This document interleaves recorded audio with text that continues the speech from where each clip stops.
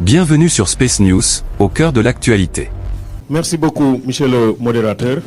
Je voudrais commencer par féliciter l'honorable député Aïssata Tall Sall pour sa constance. Je crois que ça, nous l'avons tous retenu, sa constance et la profondeur de ses interventions au niveau de l'espace public.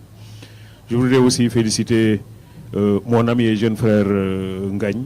Lui aussi, je crois qu'on peut parfaitement lui dire, reconnaître la même chose, la constance et l'engagement. Alors, si on dit ça, ça veut dire que nous sommes en présence au moins de deux acteurs qui convergent vers le même point. L'imam Ali dit que le savoir se situe en un seul point. Tous les savoirs convergent vers le même point. Et donc, de ce point de vue-là, je crois que lorsque nous sommes imbus de valeurs fortes, de principes forts, d'idéaux forts, nous convergeons toujours vers le même point.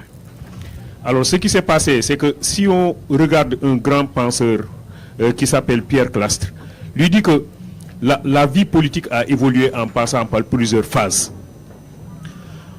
Tout d'abord, les sociétés humaines étaient dirigées par les personnes les plus physiquement robustes. C'est comme les hordes animales. C'est le plus robuste qui s'impose. Au départ, ça se passait comme ça. Le plus robuste s'impose. Il prend le pouvoir par la force. On n'y peut rien. Il dit, bon, moi je suis le plus fort, je domine tout le monde et j'écrase tout le monde. Mais on s'est rendu compte aussi que la force physique, elle n'est pas pérenne. Parce que je peux être fort physiquement aujourd'hui, au bout de quelques années, avec l'âge, je perds ma force physique. Donc la force physique ne peut pas être le fondement du pouvoir. Même si Thomas Hobbes, dans le Léviathan, considère que le dirigeant, il doit être un monstre. Alors là aussi, je voudrais dire une chose aux journalistes. Monstre, c'est parce que très souvent, on dit un dictateur, un monstre. En fait, quand Thomas Hobbes parle du monstre, c'est le dictateur, mais c'est un dictateur qui est bon. Il dit, l'homme est naturellement méchant. L'homme est naturellement méchant. Donc si on le laisse libre, il va faire du mal à son prochain. Pour éviter qu'il ne fasse mal à son prochain, il faut qu'il y ait un dictateur pour qu'il y ait la paix, pour qu'il y ait la tranquillité. Donc Hobbes, il propose la dictature, mais c'est pour la paix. C'est pourquoi Alexandre Passerin d'Andrève dit que l'équation de Hobbes est très simple. Si l'homme est libre, il n'y a pas la paix, et s'il y a la paix, il n'y a pas de liberté. Par opposition maintenant à cette dictature que propose Nicolas Machiavel, qui repose essentiellement sur l'intérêt exclusif du dirigeant. Ça, c'est différent. Donc, premièrement, c'était la force qui dirigeait. L'individu le plus fort s'imposait. Mais on s'est rendu compte que la force n'est pas pérenne. On laisse tomber la force. Et on dit, en lieu et place de la force, on va essayer la ruse.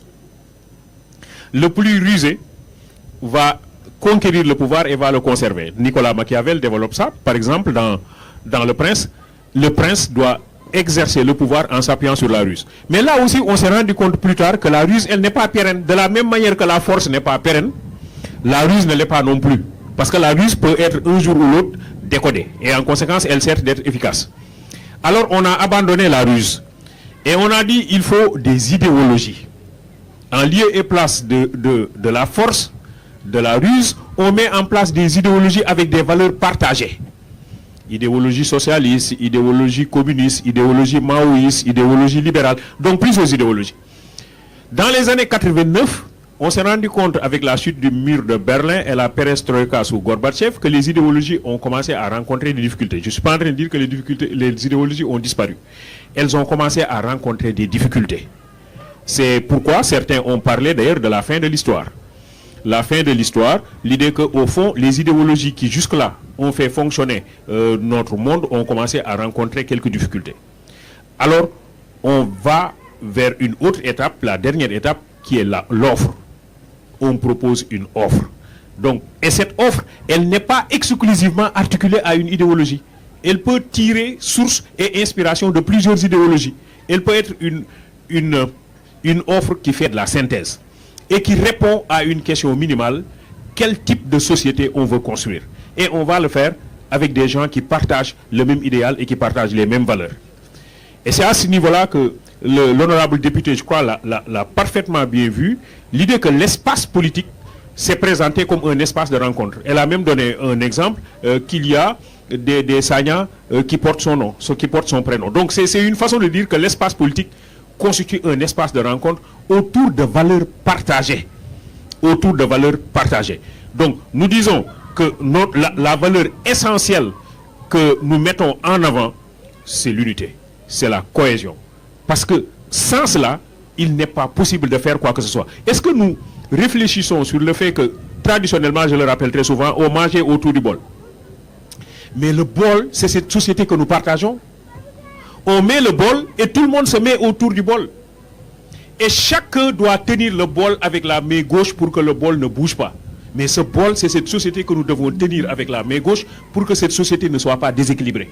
C'est ça notre responsabilité et on nous l'inculque dès le bas âge. Après avoir tenu le bol avec la main gauche et qu'elle ne bouge pas, je mange avec la main droite. Et avec la main droite, je mange à ma place et strictement à ma place. Je n'ai pas le droit de manger à la place des autres. Je n'ai pas le droit d'aller au milieu du bol.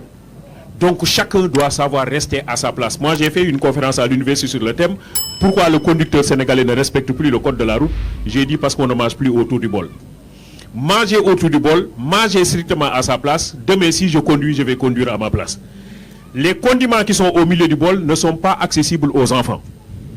Ils ne sont accessibles qu'aux personnes âgées. Les personnes âgées sont les dirigeants. Et les condiments, c'est le bien public. Le bien public, c'est les condiments qui sont au milieu du bol. Les personnes âgées sont les dirigeants. Mais aucun dirigeant n'a le droit de prendre ces condiments et de les mettre à sa place. Comme disait tout à l'heure, quand je parle de nourriture, je me réfère toujours à Ngagne. Parce que c'est les Touré. Donc, les condiments qui sont au milieu du bol ne sont accessibles qu'aux dirigeants. C'est le bien public. Mais aucune personne âgée n'a le droit de prendre ces condiments et de les mettre à sa place. Donc, aucun dirigeant n'a le droit de prendre les biens publics et de les mettre devant lui. On laisse les condiments au milieu et les personnes âgées ont le devoir de couper une partie du condiment et de remettre à la place de chaque individu. Ça devient une répartition équitable, l'équité dont parlait Touré, une répartition équitable des biens publics. Et je n'ai pas le droit de faire tomber la nourriture à même le sol parce que moi j'ai la chance d'accéder à cette nourriture. Il y a quelqu'un qui n'a pas accédé à cette nourriture-là. En conséquence, je dois respecter, je dois à la limite sacraliser la nourriture parce que je ne dois pas la faire tomber. Ça, c'est une façon de dire que le bol là, c'est un espace que nous partageons, c'est des valeurs que nous partageons, c'est une nation que nous devons construire et nous avons la responsabilité de la tenir avec la main gauche. Ceux qui sont censés distribuer de façon équitable la nourriture, les condiments qui sont au milieu, c'est-à-dire les dirigeants, ils doivent le faire dans le respect strict des valeurs qui déterminent le fonctionnement de la communauté. Ça a toujours fonctionné comme ça. Like si tu as aimé la vidéo et dis-moi en commentaire quel fait vous a marqué le plus.